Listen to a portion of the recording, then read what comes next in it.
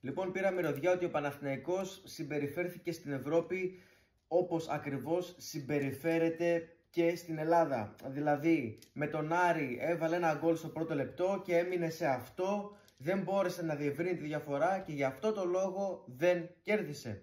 Στην περίπτωση του Άρη έφερε την ισοπαλία και έχασε ένα μάτς που θα μπορούσε να το έχει κάνει δικό του. Στην περίπτωση της Feyenoord ήταν, εντάξει, φυσικά με ένα πολύ πιο δύσκολο αντίπαλο προφανώς από τον Άρη, αλλά μπορούσε να κάνει το 2-0 και μετά τουλάχιστον να περιμένει ή να κερδίσει, να κρατήσει στο δεύτερο ημίχρονο τη διαφορά αυτή με 2 τέρματα και να μπορέσει να κλειστεί μετά από το 60 εκεί περίπου, να μην κλειστεί και τελείως και στην άμυνα, αλλά και τουλάχιστον να μην κινδυνεύσει και τόσο πολύ, να βάλει ένα τρίτο μπακ, ο Κόντης κτλ. Πράγμα το οποίο δεν το είδαμε.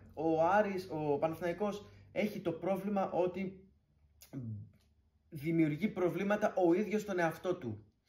Όλες οι ομάδες το κάνουν αυτό στο ποδόσφαιρο, έτσι κι αλλιώς το ποδόσφαιρο είναι παιχνίδι λαθών, αλλά ο Παναθηναϊκός πέρα από τα λάθη δεν εκμεταλλεύεται και τις επιθετικές ευκαιρίες που του δίνονται. Δηλαδή στο 2-0 μπορούσε να το κάνει. Θα μου πεις, εντάξει, ένα ας πούμε τέτα-τέτ ήταν, το πιασε ο τερματοφύλακας, το βγάλε τέτοιο corner, αλλά το θέμα είναι ότι πρέπει στον Παναθηναϊκό, για το δικό του μέγεθος ας πούμε, να αρχίσει λίγο να υπάρχει το mentality του να καθαρίζω τα παιχνίδια. Κάποια παιχνίδια πρέπει να τα καθαρίζεις.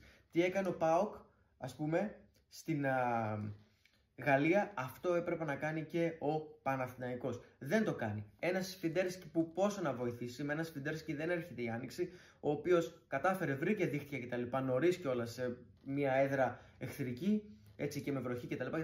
Το θέμα είναι ότι δεν έχει τις λύσεις επιθετικά ο Παναθηναϊκός για να μπορέσει να εκμεταλλευτεί τις ευκαιρίες και να ανοίγει το σκορ. Το είδαμε στον Άρη, το είδαμε στην Ολλανδία. Το πρόβλημα, ξαναλέω, είναι ότι είναι σε μια τώρα μεταβατική φάση ο Παναθηναϊκός.